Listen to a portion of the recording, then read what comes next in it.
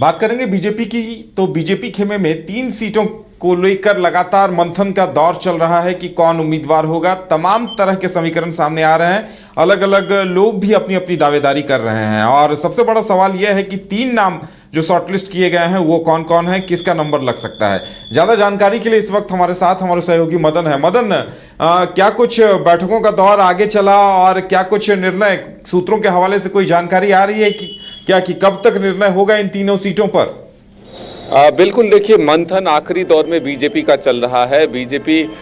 जरूर सब कुछ को देख करके यह निर्णय लेने में जुटी हुई है कि आखिर ये 3 सीट जो है वो भी बीजेपी के खाते में जाए, क्योंकि जिस तरह से मंथन के बाद यह सामने आया था कि 11 जो उम्मीदवारों के नाम घोषणा किए गए उसमें अधिकतर चेहरे जो हैं उन्हें रिपीट किया गया, यानी कि दोबारा मौका दिया गया है। तो ऐसे में ये जो 3 सीट है जिसमें कि 2 सामान्य सीटें हैं और जो गिरिडीह का सीट है उस पर भी जो आजसू के साथ गठबंधन है, ऐसे में गठबंधन को बरकरार रखते हुए ऐसे उम्मीदवार को दिया जाए ताकि 14 के 14 सीट जो है बीजेपी के खाते में जाए। तो अब देखना होगा कि झारखंड में जो बीजेपी ने मंथन किया है, जो उनका सर्वे है उसके हिसाब से क्या फिर इन दोनों सीटों पर भी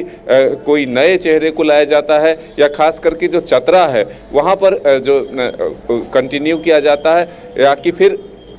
एक नए चेहरे को मौका दिया जाता है। बीजेपी की तरफ से जो है लगातार बैठकों का दौर जारी है। जो कई उम्मीदवार जो हैं जो अपनी दावेदारी को लेकर के वो दिल्ली पहुंचे हुए हैं, खास करके जो धनबाद की सीट हैं, ऐसे में जो वर्तमान वहां के विधायक हैं राज सिन्हा वो दिल्ली में मौजूद हैं और भी कई जो लोग हैं जो टिकट की रेस में हैं वो दिल्ली दौरा जो है लगातार जारी रख रहे हैं। जो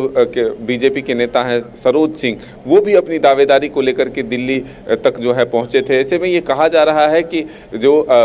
दावेदार है वो अपनी दावेदारी को और मजबूत करने के लिए यह प्रयास कर रहे हैं कि आखिरी वक्त में भी उनका नाम जो है लिस्ट में आए। हालांकि जो नीरज पूर्णिमा सिंह हैं, कांग्रेस के विधायक हैं, उनका भी नाम ये आ रहा था पहले कि वो भी बीजेपी का दामन थाम कर जो है वो बीजेपी से चुनाव लड़ सकती हैं, लेकिन फिलहाल इसकी कोई अभी तक पुष्टि नहीं हुई है। रागिनी सिंह जो पूर्व विधायक संजीव सिंह की पत्नी है वो भी बढ़ चढ़कर प्रधानमंत्री के दौरे के दौरान जो वहाँ कार्यक्रम हुआ धनबाद में उसमें बढ़ चढ़कर हिस्सा लिया था। वही जो बाघमारा से विधायक हैं बीजेपी के ढुल्लू महतो वो भी अपने भाग्य को आजमाने के लिए तैयार है। तो ऐसे में दावेदार कई हैं, लेकिन आखिरी सूची जो तैयार होगी उसमें किसका नाम मदन, पूर्णिमा नीरज सिंह को लेकर भी कयास लग रहे हैं, लेकिन इस तरह से कोई संकेत, कोई बयान आया है क्या पूर्णिमा नीरज सिंह की तरफ से या कहीं बीजेपी की तरफ से? देखिए, नीरज पूर्णिमा सिंह के जब प्रधानमंत्री के दौरे हो रहे थे और विधानसभा वो पहुंची थी, तब जब उनसे बातचीत हुई थी तो उन्होंने प्रधानमंत्री के काम के तारीफ किए थे और वो खुद सिंदरी कारखाना का जो उद्घाटन हो रहा था उसमें वो सम्मिलित हुए थे। तो इससे जोड़कर जरूर देखा जा रहा है कि प्रधानमंत्री के काम के तारीफ और फिर प्रधानमंत्री के कार्यक्रम में शामिल होना भी एक बड़ा संकेत दे रहा था। लेकिन फिलहाल ये जरूर कह सकते हैं ये संकेत जो है बीजेपी में शामिल होने की पुष्टि नहीं करती, लेकिन फिलहाल जो